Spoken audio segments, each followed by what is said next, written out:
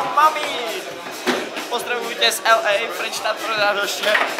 A strojím jak svíňa.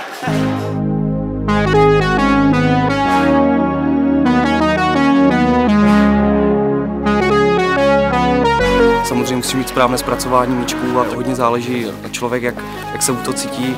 Musí ta psychika být opravdu vyrovnaná, musíš se cítit prostě na to, že tu branku dáš. Já jsem Honza Žanta a hraju stolní fotbalek a přijel se teď tady na 4B turnaj. Tak 2 roky trénuji na 4B převážně, přijde mi to jako jeden z nejlepších stolů. Je hlavně lehký na učení, není to žádný těžký stůl. Já jsem Daniel Krhur a jsem z Rožnova a hraju stolní fotbal na 4Bčku. Tak fotbálek hraju asi 3-4 měsíce, první turnaj jsem měl v listopadu. Teď v Praze jsem vyhrál juniorské dvojice, na Czech Leonhard Openu a v nováčkách jsem skočil druhý taky. Nakonec dovez do 2 zlaté z junior singles a nováčky singles. Takže se mi zadařilo a dnes jsem dost štěstí. Jak to souvisí s celým tvým životem?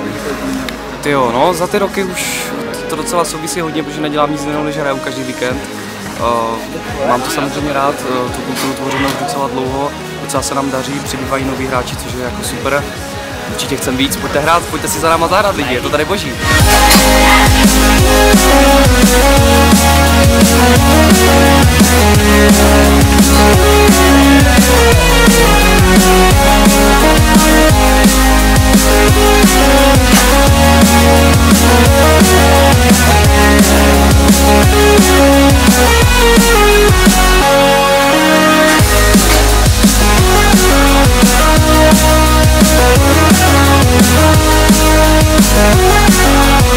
V sobotu odpoledne od 2 hodin mi máte volno, tak ještě přijďte za náma. Máme tady super ceny, můžete si najít nový lidi, chodí tady pěkný baby, máme krásný poháry, sponzorské věci. Kultura, žijte lidi!